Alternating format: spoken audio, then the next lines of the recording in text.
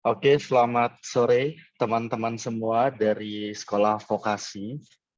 Sebelumnya aku mengucapkan terima kasih kepada teman-teman semua yang telah berkenan hadir ya pada acara sore hari ini di acara Seraung Mahasiswa khususnya bersama dengan teman-teman dari Sekolah Vokasi. Pertama-tama, perkenalkan, aku Kevin selaku anggota MWA perwakilan dari unsur mahasiswa yang diamanahi saat ini, dan aku berasal dari Fakultas Hukum Angkatan 2018. Pada sore hari ini, aku akan concern coba menjelaskan kepada teman-teman bagaimana proses pemilihan rektor di UGM, dan nantinya akan ada sedikit perbedaan ya teman-teman, antara penjelasanku dan juga penjelasannya Mas Pandu. Kalau aku akan coba concern untuk membahas bagaimana sih proses pemilihan rektor itu didasarkan pada peraturan yang berlaku dan yang dilaksanakan oleh panja atau panitia kerja. Sedangkan Mas Pandu nanti akan concern untuk menjelaskan bagaimana proses pemilihan rektor khusus di tingkat mahasiswa. Seperti itu. Next. Oke, ini judulku ya teman-teman, penyampaianku. Di sini aku sematkan kalimat periode 2022-2027 karena pada setiap periodenya itu tahapannya ada sedikit perbedaan. Karena panja memiliki sebuah diskresi ya untuk menentukan penambahan dari tahapan. Next. Nah, untuk penyampaianku pada kali ini, ruang lingkupnya akan coba menjawab 3 pertanyaan dasar yang aku rasa ini menjadi pertanyaan umum yang mungkin ada di benak teman-teman. Tetapi kalau misalnya nanti ada pertanyaan lebih lanjut, monggo kita bisa diskusi santai saja ketika sesi diskusi. Yang pertama itu question-nya bagaimana proses pemilihan rektor UGM pada periode kali ini. Kemudian yang kedua itu bagaimana peran dari anggota MWA unsur mahasiswa atau sering disingkat dengan MWA-UM dalam proses pemilihan rektor. Kemudian yang ketiga itu siapa saja sih bakal calon rektor UGM pada periode kali ini. Next. Nah, aku akan coba menjelaskan untuk menjawab question yang pertama ya.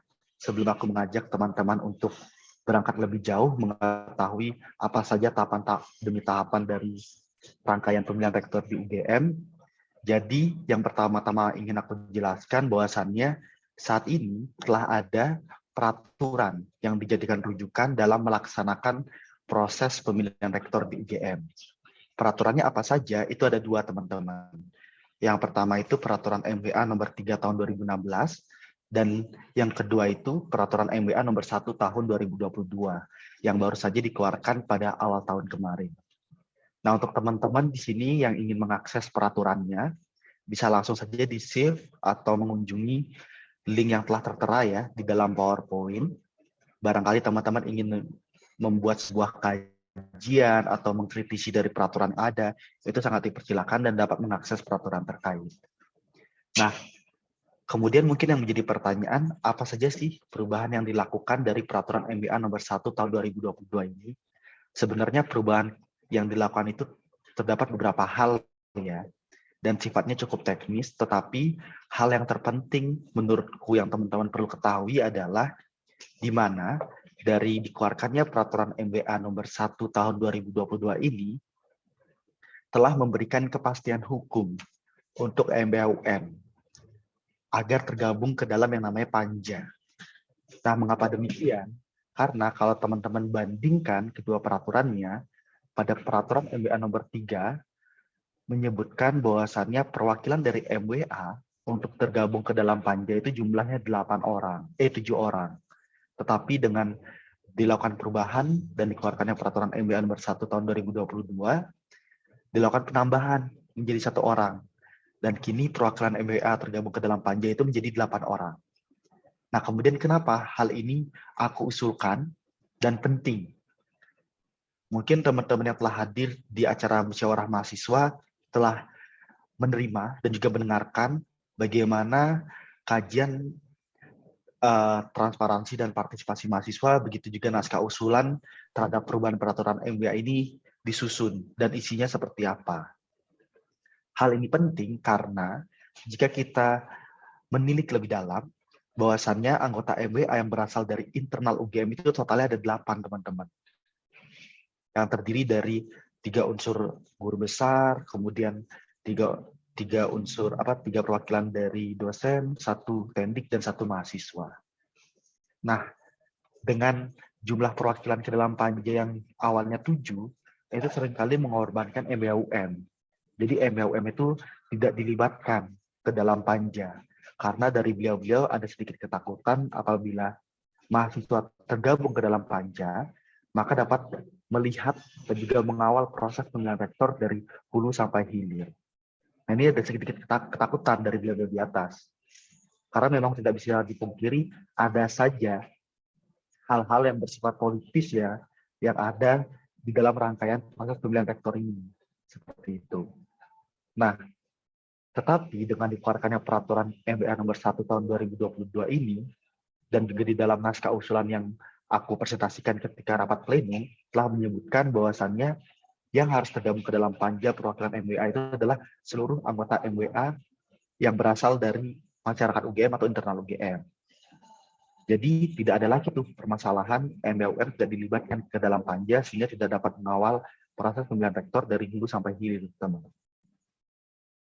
Nah, selain perubahan ketentuan tersebut ada beberapa perubahan lagi, tetapi sifatnya cukup teknis seperti untuk pendaftar di tahun ini itu perlu mengumpulkan video profile, kemudian membuat motivation letter, dan perlu menjawab beberapa pertanyaan untuk menguji aspek kepemimpinan dan juga manajerial dari pendaftar. Nah, kemudian lebih lanjut, kita berbicara terkait panitia pelaksana ya. Nah, tadi aku sudah menyinggung sedikit, ada yang namanya panja. Nah, jadi panitia utama dari pelaksanaan pemilihan rektor di UGM itu adalah panitia kerja seleksi calon rektor dan pemilihan rektor UGM. Atau kita bisa sederhana sebut dengan panja. Nah, selain panja, ada juga panitia seleksi, teman-teman. Atau pansel. Kemudian apa yang membedakan antara panja dan pansel ini? Perbedaannya ada dua, teman-teman. Pertama itu terkait keanggotaannya. Kedua itu terkait peruntukannya. Nah, untuk panja, keanggotaan itu terdiri dari perwakilan 3 organ di UGM. Apa saja organnya? Pertama itu MWA, kedua itu Senat Akademik atau SA, ketiga itu Dewan Guru Besar atau DGB. Yang jumlah komposisinya saat ini akhirnya menjadi perwakilan MWA 8, SA 7, dan DGB 2. Nah, sedangkan pansel keanggotaannya hanya berasal dari internal SA. Nah, untuk peruntukannya, panja itu diperuntukkan untuk menyiapkan segala proses pemilihan rektor dari hulu sampai hilir. Begitu juga bersifatnya hal-hal yang bersifat teknis. Sehingga panja ini mempunyai sekretariat khusus, sekretariat panja yang dapat membantu panja dalam menyiapkan hal-hal teknis dari rangkaian pemilihan rektor. Nah, sedangkan pansel peruntukannya hanya khusus untuk menyiapkan seleksi calon rektor UGM atau seleksi di internal Senat Akademik atau SA. Nah, kemudian ada di mana nih tahapan terkait seleksi calon rektor UGM ini? Selanjutnya akan aku jelaskan, bisa di next. Nah, sekarang kita masuk kepada pembahasan inti, yaitu proses tahapan pemilihan rektor di UGM. Di sini aku akan coba jelaskan dibagi menjadi dua, teman-teman. Tahapan secara umum dan tahapan secara khusus. Nah, secara umum ini aku ambil dari ketentuan pasal 4 dari peraturan MWA yang tadi aku jelaskan. Karena ini sifatnya mandat dari peraturan yang ada. Nah, 3 tahapan umum itu adalah pertama, penjaringan bakal calon rektor. Kedua, seleksi calon rektor. Nah, pada tahapan inilah yang dilakukan penyeleksian terhadap bakal calon rektor, kemudian menjadi 3 nama nantinya. Dan disinilah pansel akan berfokus untuk bertugas. Kemudian yang ketiga itu pemilihan dan penetapan rektor UGM oleh MWA. Nah, mungkin bisa muncul pertanyaan nih dari teman-teman, apakah ketiga tahapan ini boleh ditambahkan? Jawabannya boleh.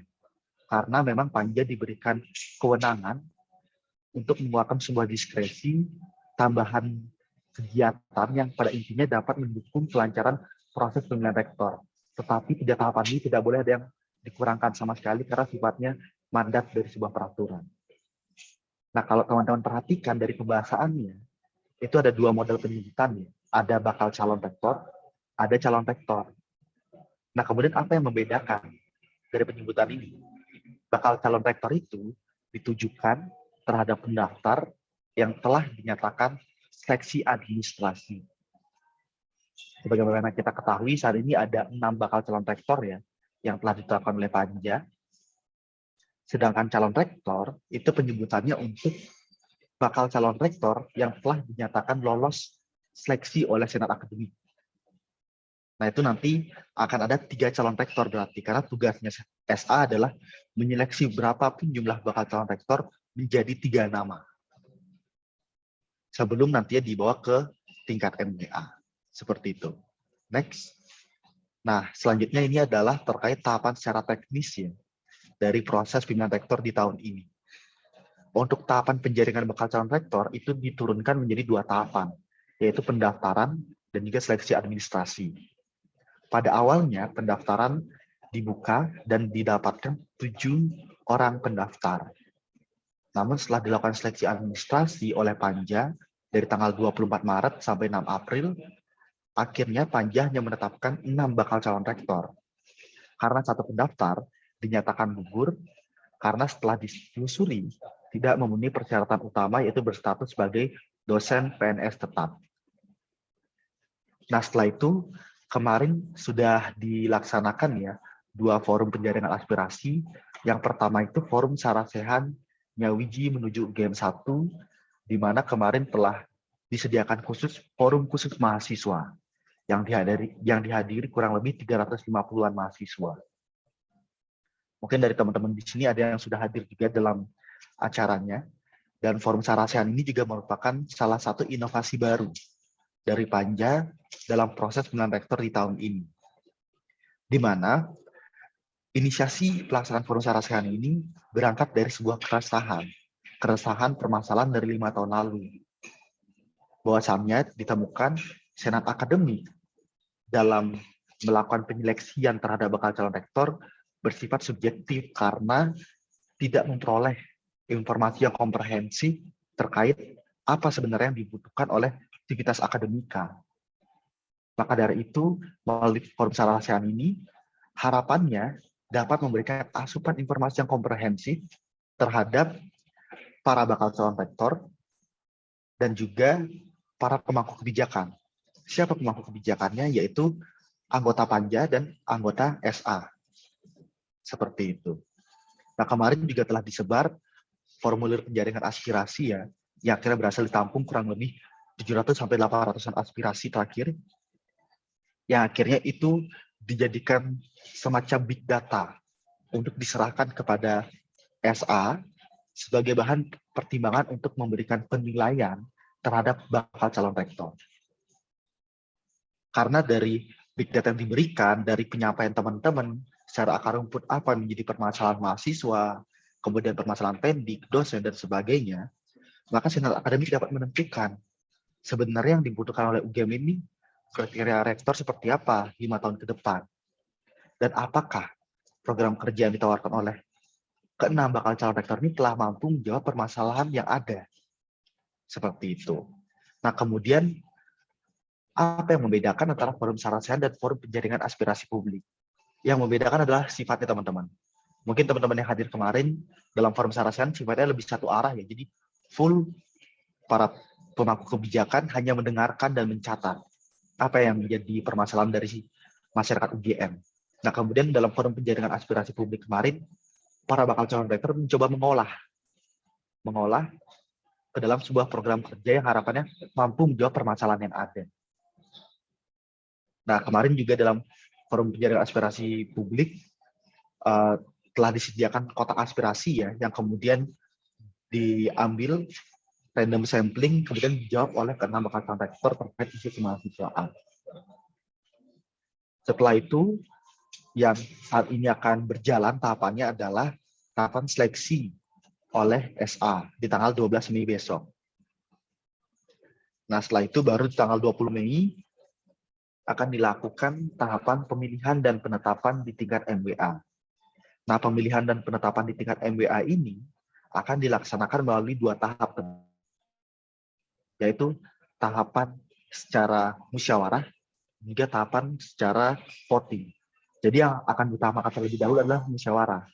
Apabila musyawarah menghasilkan suara bulat yaitu menyatakan satu orang nama dari calon rektor tersebut untuk menjadi rektor, maka tidak perlu lagi dilakukan voting.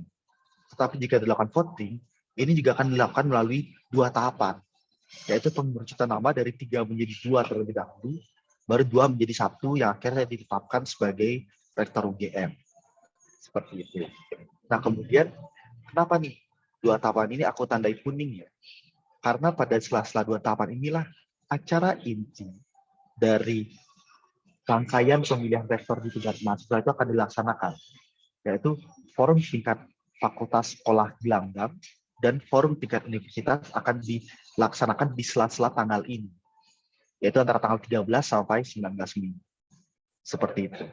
Next. Selanjutnya aku akan coba menjawab ya terkait question yang kedua. Mungkin dari teman-teman ada yang berpikir, kenapa sih kami dari mahasiswa sekolah vokasi perlu berpartisipasi dalam proses pemilihan rektor di tingkat mahasiswa yang diadakan? Karena begini teman-teman, jadi terdapat peran MEUM di dalamnya. Berdasarkan peraturan, MEUM ini adalah satu-satunya perwakilan mahasiswa yang mempunyai hak suara untuk memilih secara langsung calon rektor. Karena dalam peraturan disebutkan yang mempunyai kewenangan untuk memilih rektor itu adalah anggota MWA. Dan saat ini anggota MWA perwakilan dari unsur mahasiswa hanya ada 1. Nah, maka dari itu MEUM inilah satu-satunya perwakilan mahasiswa. Nah, di sini aku melihat bahwasannya MEUM dalam menyematkan suaranya perlu betul-betul membawa suara mahasiswa, bukannya suara kepentingannya secara individu maupun kepentingan golongan tertentu.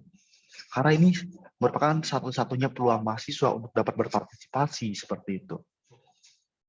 Nah, maka dari itu di tahun ini aku coba concern untuk mendorong dapat terciptanya transparansi dan partisipasi mahasiswa dalam proses pemilihan rektor di UGM kali ini.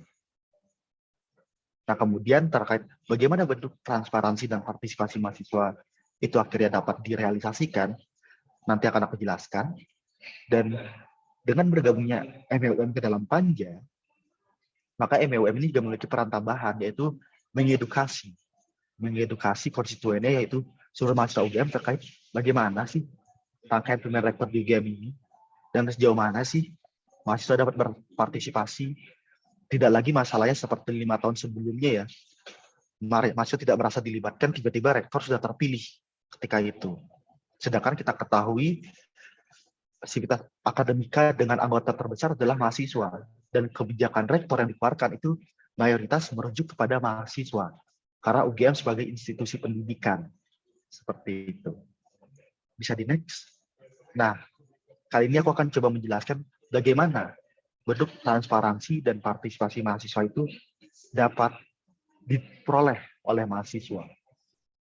Nah, sekarang pertama itu aku ingin berbicara terkait transparansi. Dari Panja di tahun ini telah menyediakan sebuah portal sistem informasi terpadu ya, untuk teman-teman dapat mengakses segala informasi terkait proses pemilihan rektor di UGM melalui website seleksirektor.ugm.ac.id. Nah, jika teman-teman mengunjungi website terkait, maka teman-teman dapat melihat tuh tahun ini apa yang membedakan dari 5 tahun sebelumnya. Kemudian formulir apa saja yang perlu dikumpulkan oleh para pendaftar bakal calon rektor. Dan saat ini kena bakal calon rektornya siapa saja, profilnya mereka seperti apa. Nah, itu ada semua di sana. Tetapi aku bersama dengan teman-teman panitia pemilihan rektor di tingkat mahasiswa atau disingkat panitia PRTM menyadari tidak semua mahasiswa user friendly atau sering visit ke dalam sebuah website. Mahasiswa lebih sering menggunakan sosial media seperti Instagram, Line, Twitter, dan sebagainya. Untuk itu kami coba mengemas informasi yang ada di dalam website ke dalam sebuah postingan yang menarik lah dan dapat dengan mudah diserap oleh mahasiswa yang kemudian dipublish ke dalam official account MEUM dengan tajuk Update Pilrek. Sampai saat ini setelah ada beberapa postingan yang dikeluarkan, jika teman-teman mengunjungi official account dari MEUM, kemarin telah keluar postingan terkait bagaimana awalnya ada 7 pendaftar, nama-namanya siapa saja, kemudian hasil seleksi, menetapkan nama bakal calon rektor dan alasan kenapa salah satu pendaftar digugurkan. Kemarin juga terbaru telah dikeluarkan informasi terkait profil dari keenam bakal calon rektor, terkait bagaimana riwayat pendidikannya, riwayat jabatannya, dan juga motivasinya secara personal dalam mendaftarkan diri sebagai bakal calon rektor. Nah, kemudian kita berbicara terkait partisipasi. Panja telah menyediakan ruang untuk mahasiswa dapat berpartisipasi melalui forum-forum penjaringan aspirasi. Forumnya ada apa saja? Ada 2 tahapan yang kemarin telah kita lalui, yaitu forum Sarah Sehat dan juga forum penjaringan aspirasi publik. Di mana dalam forum Sarah Sehat disediakan khusus ya, forum untuk mahasiswa menyampaikan aspirasinya, dan di forum penjaringan aspirasi publik telah diberikan ruang untuk mahasiswa dapat hadir secara luring kemarin dan mendengarkan secara langsung bagaimana adu gagasan dari para bakal calon rektor dan bagaimana para bakal calon rektor menjawab pertanyaan dari mahasiswa. Seperti itu. Dan hal yang terpenting adalah dan akan menjadi concern pembahasan kita pada sore hari ini adalah bagaimana partisipasi mahasiswa tersebut dapat diimplementasikan ke dalam pelaksanaan pemilihan rektor UGM di tingkat mahasiswa. Seperti itu. Next. Nah, ini mungkin sekedar informasi ya untuk teman-teman yang belum tahu. Jika sudah tahu, mungkin aku hanya mereminder saja. Saat ini ada ke-6 bakal calon rektor ya. Siapa saja mereka? Pertama itu ada Prof. Ali Agus. Beliau dari Fakultas Peternakan. Beliau juga mantan dekan di sana dan merupakan salah satu bakal calon yang cukup berpengalaman ya dalam proses pemilihan rektor karena tahun ini merupakan tahun ketiganya mengikuti pemilihan rektor di UGM. Kemudian ada Prof. Bambang Agus Kilnoto, beliau dari Fakultas Teknik, dan saat ini menjabat sebagai Wakil Rektor bidang SDM dan Aset. Yang ketiga, ada Prof. Din Darlianto, beliau dari Fakultas Teknik, dan saat ini menjabat sebagai Kepala Pusat Studi Energi. Yang keempat, ada Prof. Ova Emilia, beliau dari FKKMK, dan saat ini menjabat sebagai Dekan di sana. Yang kelima ada Prof. Sigit Trianto, beliau dari Fakultas Hukum dan beliau mantan dekan di sana. Dan yang terakhir itu ada Prof. Teguh Budi Pitojo, beliau dari Fakultas Kedokteran Hewan dan merupakan dekan di sana saat ini. Next. Oke teman-teman, mungkin sekian aja ya yang dapat aku sampaikan terkait bagaimana sih proses pemilihan rektor di UGM yang dilaksanakan oleh Panja. Sedangkan pembahasan selanjutnya akan berfokus terkait proses pemilihan rektor UGM di tingkat mahasiswa. Waktu dan tempat dipersilakan, Mas Pandu. Baik, terima kasih Bli Kevin kembali ya kepada aku. Mungkin di sini kalau tadi Bli Kevin sudah memaparkan bagaimana pilihan di tingkat organnya, ini giliran aku memaparkan seperti apa sebenarnya pilihan rektor UGM di tingkat mahasiswa itu sendiri. Aku mencoba membaginya ke dalam 3 lingkup ya, yaitu pertama terkait dengan kenapa sih kita sebagai mahasiswa itu harus berpartisipasi dalam pemilihan rektor itu sendiri. Kemudian kedua akan dijelaskan pula bagaimana proses pemilihan rektor UGM tingkat mahasiswa, dan ketiga nantinya dijelaskan juga siapa saja pemegang hak suara dalam pemilihan rektor UGM di tingkat mahasiswa. Masuk ke yang pertama, aku mencoba membaginya ke dalam 3 poin. Poin pertama itu mungkin kita berbicara bagaimana UGM 5 tahun ke depan ya, kayak gitu ya. Mungkin sebagian dari kita atau sebagian dari teman-teman menganggap bahwasanya pengawalan ini selesai, ya sudah sampai tanggal 20 Mei, pemilihan di tingkat MWA, terus ya sudah selesai. Nah, terhadap hal tersebut sebenarnya tidak sepenuhnya benar. Kenapa? Karena dengan kita mengawal, sebenarnya kita itu menjadi pelopor pengawalan 5 tahun ke depan. Gitu. Jadi segala bentuk pengawalan yang kita lakukan sekarang ini sebenarnya juga berimbas terhadap bagaimana kebijakan di UGM 5 tahun ke depannya kayak gitu.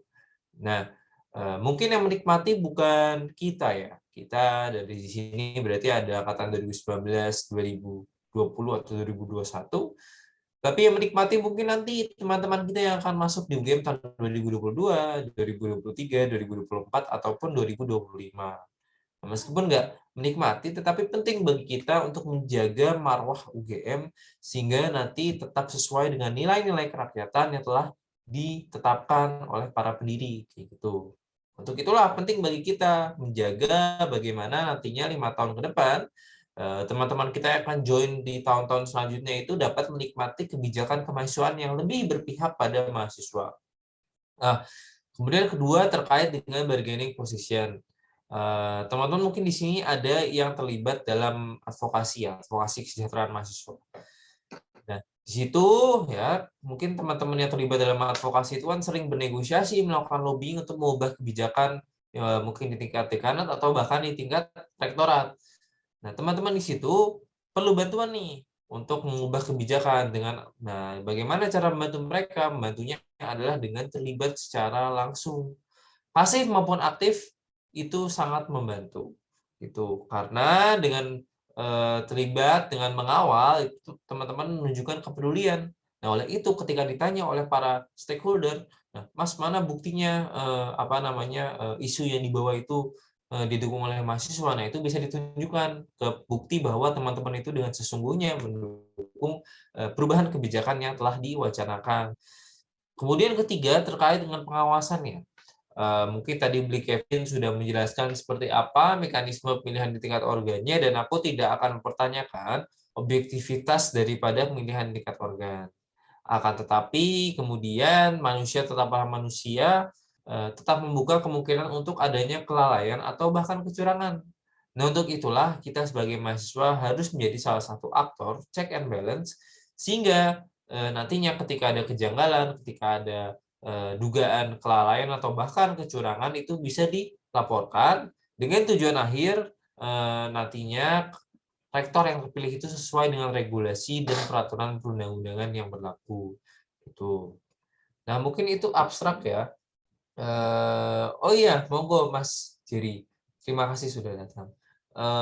Nah, mungkin itu tadi abstrak ya. Sekarang kita masuk ke yang lebih konkret, yaitu bagaimana proses pemilihan rektor di tingkat mahasiswa itu sendiri. Aku mencoba menyajikannya dalam bentuk lini masa, gitu ya. Pertama-tama kemarin sudah ada musyawarah mahasiswa. Itu sudah ada ini ya, ditetapkan dalam musyawarah mahasiswa itu dihadiri oleh 21 lembaga, yaitu sekolah dan fakultas yang diwakilkan oleh LEM, DEMA, LM, BEM, dan lembaga yang mewakili lainnya, gelanggang yang diwakili oleh Forum Komunikasi UKM, dan juga sekolah pascasarjana yang diwakili oleh Himpunan Mahasiswa Pascasarjana, yang mana di situ telah disepakati bahwa nanti akan ada pemilihan rektor di tingkat mahasiswa menggunakan sistem electoral college. Nah, konsekuensi dari sistem electoral college nanti ada 2 tahap ya gitu ya teman-teman ya. Nanti ada forum tingkat fakultas sekolah gelanggang dan juga ada forum tingkat universitas. Nah, terkait bagaimana itu forumnya, nah itu akan dijelaskan nanti. Nah, produk daripada musyawarah mahasiswa itu adalah berita acara. Berita acara yang telah didatangani oleh 21 lembaga yang mana isinya adalah mekanismenya seperti apa kayak gitu. Nah, itu musyawarah mahasiswa, kemudian kita lanjut sekarang di serawang mahasiswa. Serawang mahasiswa itu apa? Serawang mahasiswa itu adalah sosialisasi pencerdasan publik terkait dengan pilihan rektor di tingkat mahasiswa.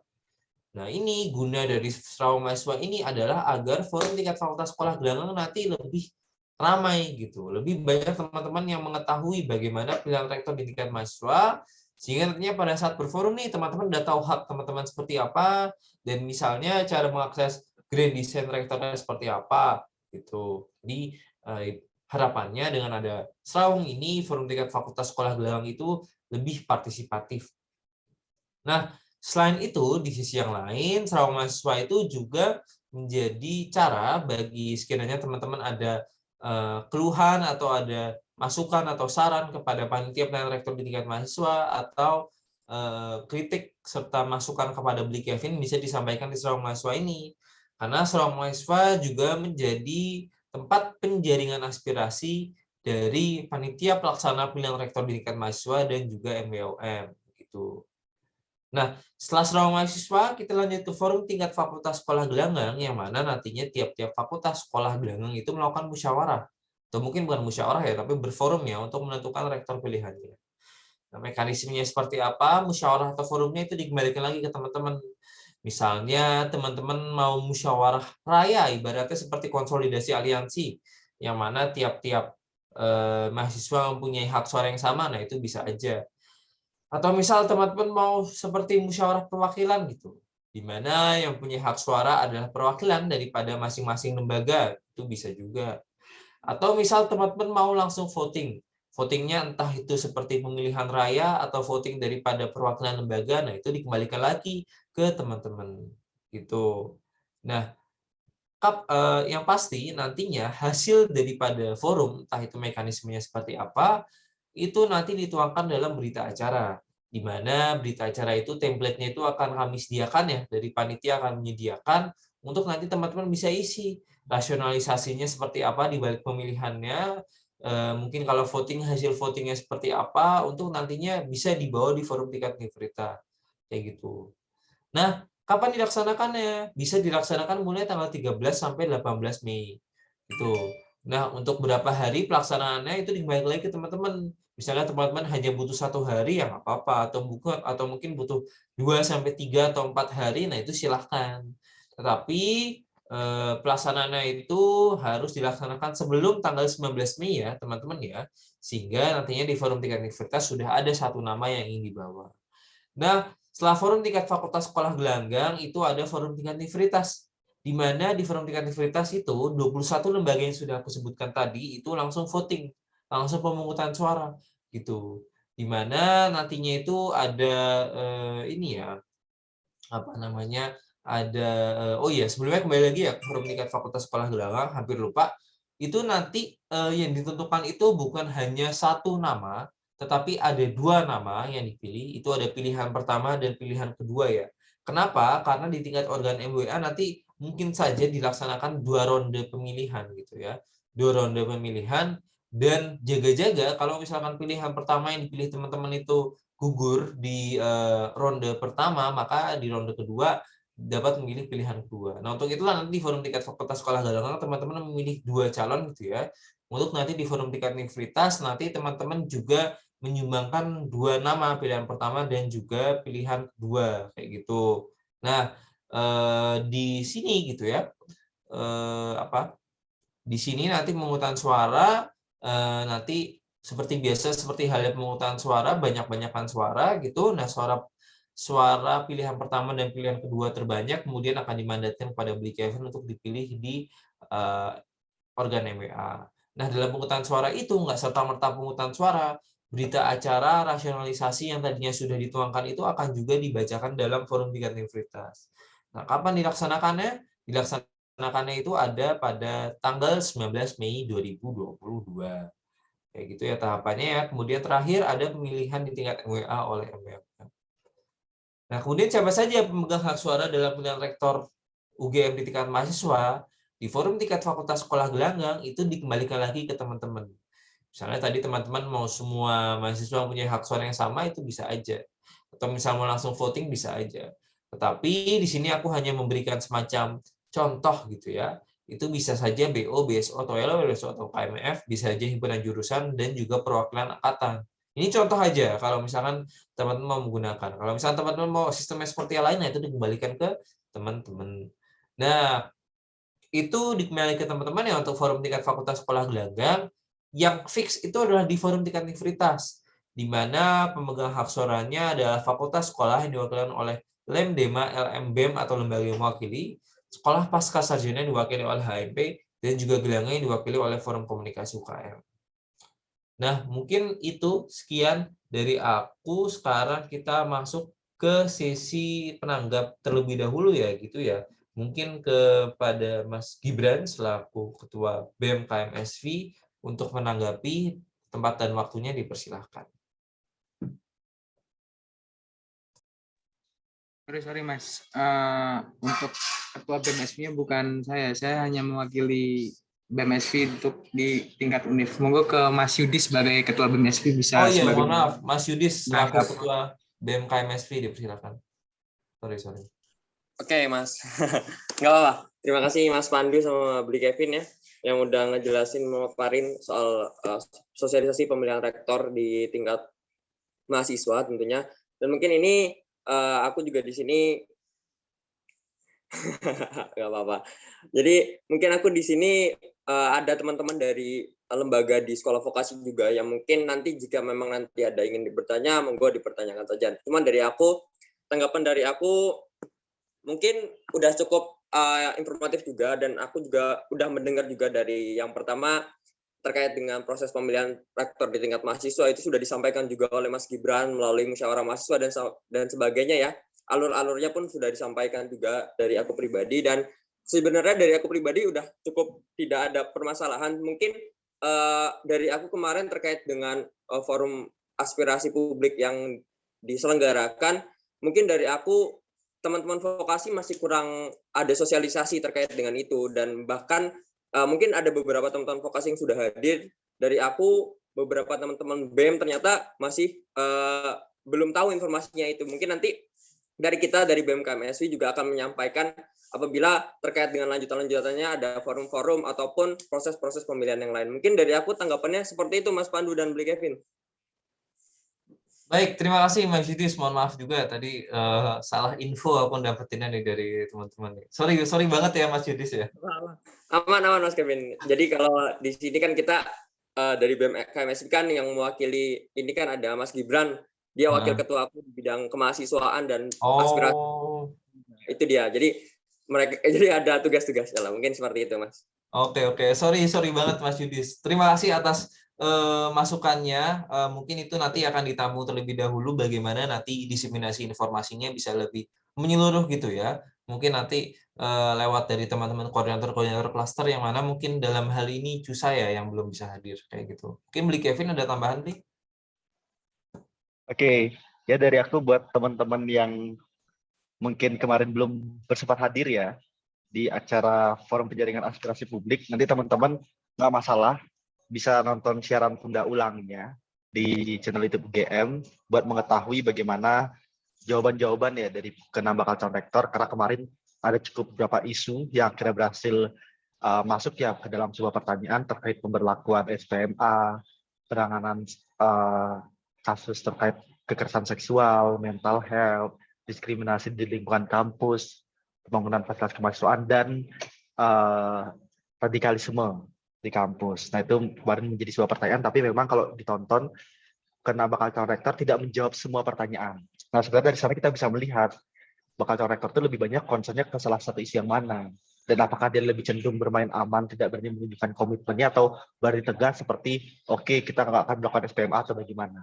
Itu bisa menjadi sebuah pertimbangan lah teman-teman dalam memilih nantinya, karena kalau misalnya kita mengharapkan akan ada jawaban secara komprehensif layaknya gini, tentu akan sulit. Karena di sini situasinya mereka belum duduk ya sebagai rektor, dan beliau pasti masih kondisinya memberikan janji-janji manis.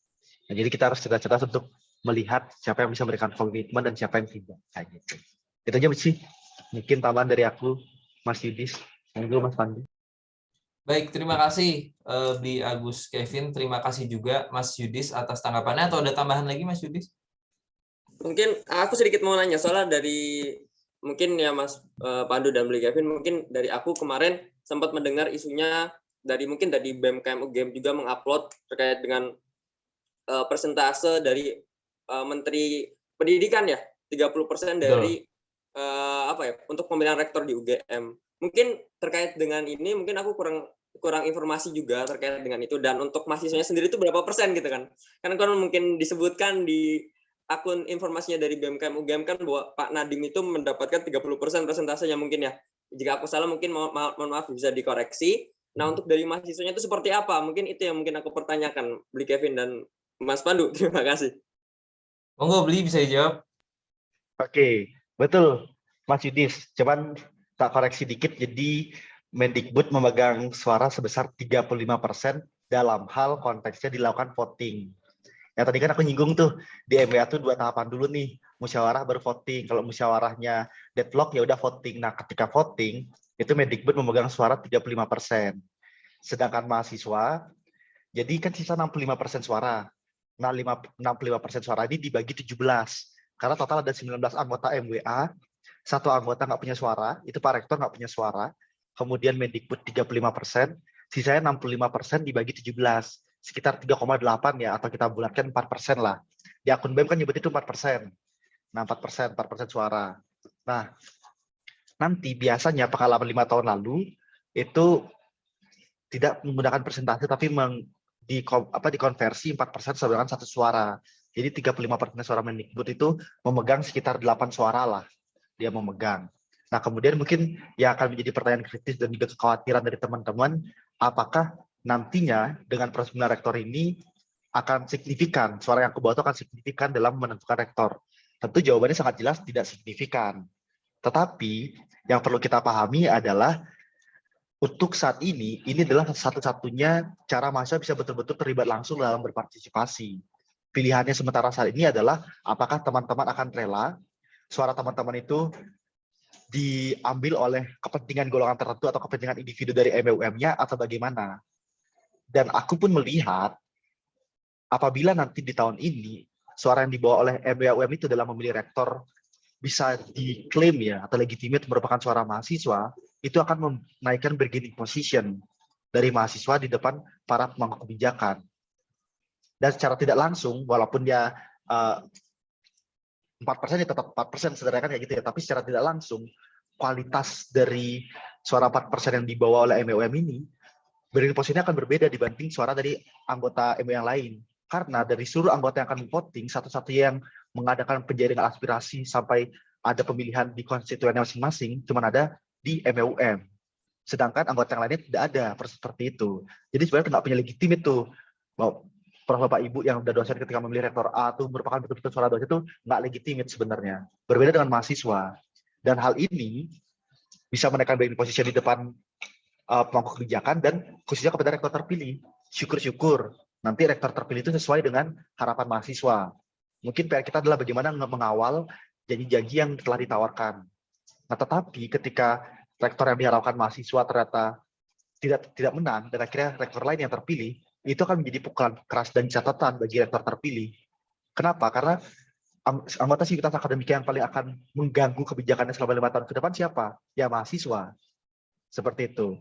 Terkait dengan adanya aksi di depan rektorat dan sebagainya, itu kan mahasiswa. Ketika dia baru terpilih saja sudah tidak mendapatkan trust dari mahasiswa, itu menjadi pukulan bagi dirinya bagaimana bisa akhirnya menarik hati mahasiswa karena 5 tahun ke depan kebijakannya bakal ke mahasiswa. Seperti itu. Dan dengan cara ini juga aku rasa bisa menjadi pintu gerbang awal untuk mendorong adanya penambahan jumlah MEUM. Karena ketika MEUM ini ditambahkan jumlahnya, otomatis persentase kita akan bertambah dalam penentuan pemilihan rektor. Seperti itu. Dan usulan terkait penambahan jumlah MEUM ini telah diusulkan tahun lalu ya, tahun 2020 malah. Telah diusulkan dan naskah usulan sudah diterima, cuman memang saat ini masih belum ditindaklanjuti karena perlu ada kesepakatan antar seluruh organ yang di UGM sebelum akhirnya dilakukan perubahan terhadap peraturan pemerintah tersebut. Nah, karena kalau kita ketahui mungkin teman-teman juga banyak nih, aku hadir di sini banyak yang baru tahu nih, wah ada MEUM ternyata, oh kita ada keterwakilan.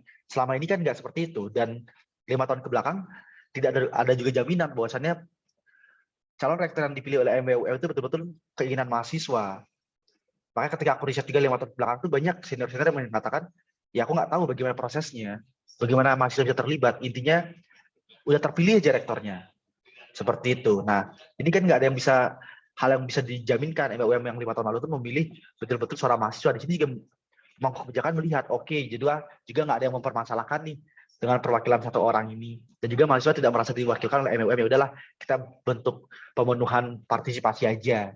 Nah, ketika sekarang betul-betul mahasiswa merasa pentingnya ada kehadiran MEUM dan juga bahwasannya memang betul-betul membutuhkan ada keterwakilan MEUM, sehingga suara di tahun ini tuh betul-betul merupakan suara mahasiswa. Mereka cuma aware tuh, wah mahasiswa ternyata aware nih dengan pemilihan rektor, dia ingin dilibatkan lebih luas lagi. Buktinya dengan kuota 4% dia memaksimalkan dengan begitu proses yang legitimate lah, dengan proses yang panjang untuk menentukan pemilihannya. Nah itu akan menjadi pintu awal untuk mendobrak perubahan sistem.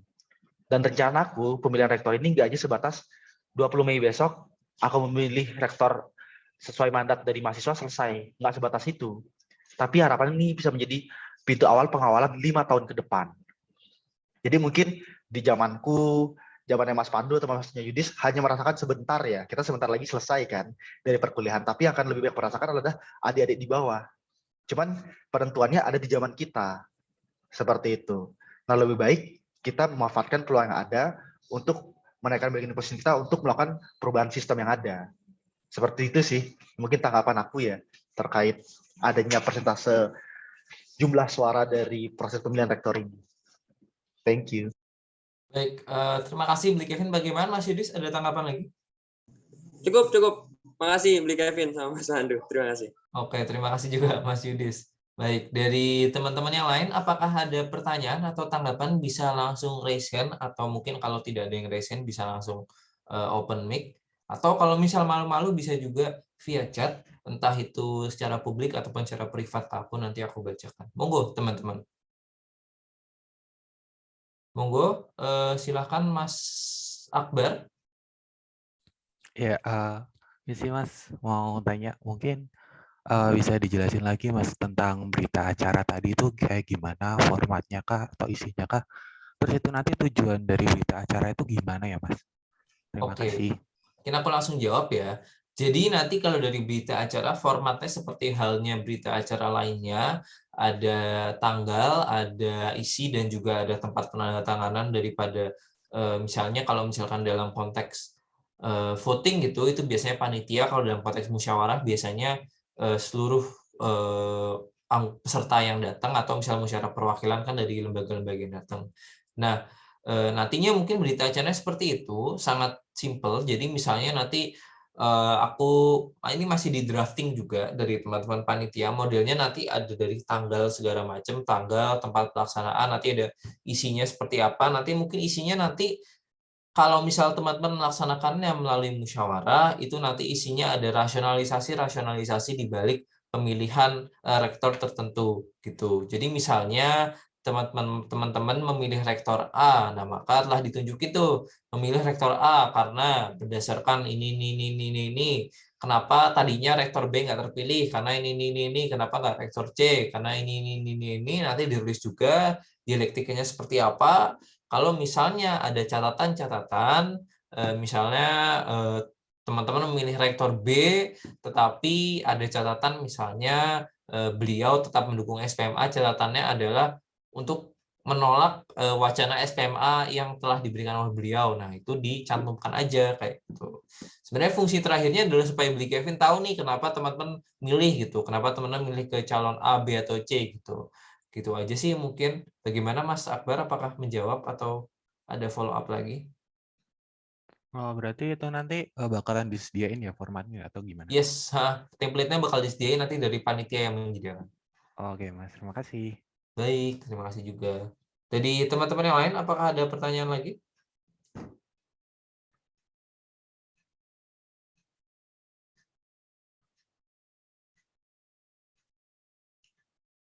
Mungkin kalau belum ada pertanyaan ya, aku juga mau nanya nih mungkin ke Mas Yudis atau Mas Gibran. Aku kurang tahu yang mendapatkan kerjanya siapa. Tapi nanti kira-kira musyawarah atau forum tingkat fakultas, forum tingkat sekolah vokasi itu nanti mekanismenya kayak gimana ya Mas kira-kira? Oke, mungkin aku izin menjawab ya Mas Pandu. Terkait dengan itu sebenarnya udah kita bahas di internal kita sendiri. Cuman kita kan ada forum ketua lembaga juga yang diwakili oleh setiap lembaga departemen, yang notabene itu jadi salah satu acuan kita buat kira-kira pemilihan rektor di tingkat mahasiswa, terutama untuk tingkat sekolah vokasi itu seperti apa. Nah, dari kita kemarin sudah berbincang-bincang beberapa ketua lembaga, mungkin rata-rata itu untuk di sekolah vokasi kayaknya akan musyawarah gitu loh. Dan musyawarahnya akan ada perwakilan dari setiap lembaga fakultas. Karena mengingat kalau di sekolah vokasi kan ada sekitar 6.000 mahasiswa, kurang lebih sekitar segitu yang aktif. Dan ketika memang kita voting dirasa tidak memungkinkan. Udah istilahnya kayak kalau voting itu udah kayak pemilihan istilahnya ketua BEM ataupun itu kan rada ribet ya Mas ya untuk mengurus. Mungkin dari kami rencananya akan ada unsur perwakilan aja dari setiap lembaga departemen yang mengakomodir suara-suara dari departemennya masing-masing, yang nantinya bakal jadi salah satu musyawarah kita di forum itu nanti Oke. jadi musyawarah kita bersama di forum ketua lembaga itu, mungkin seperti itu. Oke, Gitu oke, oke. kira-kira mungkin gambarannya ya terkait dengan itu. Nanti mungkin bisa didiskusikan lagi karena di sini kita juga kan belum nge-florin kira-kira mau seperti apa, karena itu kan ada forum resminya juga yang mungkin bakal kita florin. Mungkin ini kan ada round tenggat waktunya kan di tanggal 19 mungkin ya Mas, sudahnya 13 sampai 18 kan pemilihan Mei. Mungkin setelah lebaran ini kita bakal akan ada pembahasan terkait dengan sistemnya ataupun mekanisme musyawarahnya seperti apa. Mungkin seperti itu Mas. Oke, siap. Berarti nanti per itu ya, lembaga-lembaga gitu ya, nanti bermusyawarah ya gitu ya. Iya Mas, ya soalnya kan kita di sini ada 8 departemen sama 3 BSO. Yang notabene Oke. salah satu ada KM SUGM kan, kita juga punya ADRT di KM juga kan itu. Mungkin seperti itu Mas. Oke. Terima kasih, Mas Yudis. Gimana Bu ya, tanggapan nggak? Dari aku sudah cukup sih, udah bagus.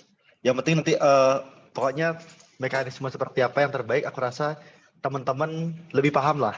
Karena culture-nya kan beda-beda nih, aku juga nggak bisa mengintervensi dan menstandarisasi, nanti malah meribetkan teman-teman.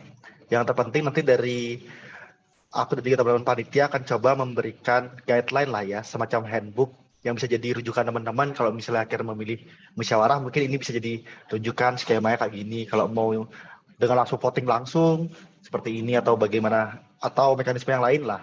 Nanti silakan monggo bisa dipilih ataupun teman-teman mau modifikasi dipersilakan. Intinya kita siap membantu apapun informasi yang teman-teman butuhkan lah, yang intinya dapat memudahkan teman-teman dalam menentukan musyawarah ataupun proses pemilihannya. Karena kita menyadari ini masih pertama kali ya di UGM dan kita juga sama-sama belajar, dan aku pun sama teman-teman panitia coba terus berpikir bagaimana agar ini bisa berjalan dengan lancar dan bagaimana mekanisme terbaik untuk dilaksanakan. Seperti itu sih mungkin dari aku. Baik, terima kasih Bli Kevin. Terima kasih juga Mas Yudis atas tanggapannya dan jawabannya. Dari teman-teman yang lain, apakah ada pertanyaan lagi atau ada tanggapan atau ada kritik atau saran? Aku coba hitung mundur kali ya, dari 10, 9, 8, 7, 6, 5, 4, 3, 2, 1, 0. Mungkin kalau begitu, kalau tidak ada pertanyaan lagi, sesi penanggapan, tanya jawab, dan diskusi aku tutup. Untuk itu, sebelum kita selesaikan acara di sore hari ini, kita lanjut ke foto bersama terlebih dahulu. Kepada Medinfo, tempat dan waktunya dipersilahkan. Oh ya. Oke, mungkin teman-teman yang di sini bisa on cam dulu ya, biar dokumentasinya rame.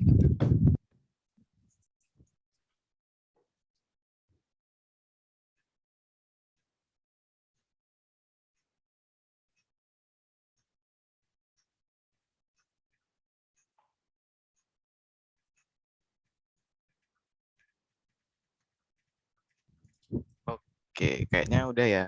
Mungkin aku bisa hitung mundur aja dari 3. Ini cuma ada 1 slide.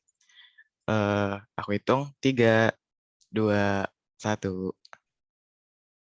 Oke, sekali lagi. Oh maaf, tadi nggak kepencet. Ulang ya. 3, 2, 1. Oke, sekali lagi mungkin. Aku hitung lagi. 3, 2, 1. Oke, udah Mas Pandu. Baik, terima kasih. Untuk itu, mungkin acara dari malam di sore hari ini kita cukupkan saja. Aku Pandu selaku moderator dan pemandu acara di sore hari ini. Mohon maaf jika ada kesalahan yang disengaja maupun tidak disengaja. Kurang lebihnya mohon maaf. Wabillahi taufiq wal hidayah. Wassalamualaikum warahmatullahi wabarakatuh. Shalom, Om Santi, Santi, Santi, Santi, Om. Namo Buddhaya, selamat sore dan terima kasih. Oke, terima kasih semuanya teman-teman dari Sekolah Vokasi, Mas Yudis, dan kawan-kawan izin pamit ya.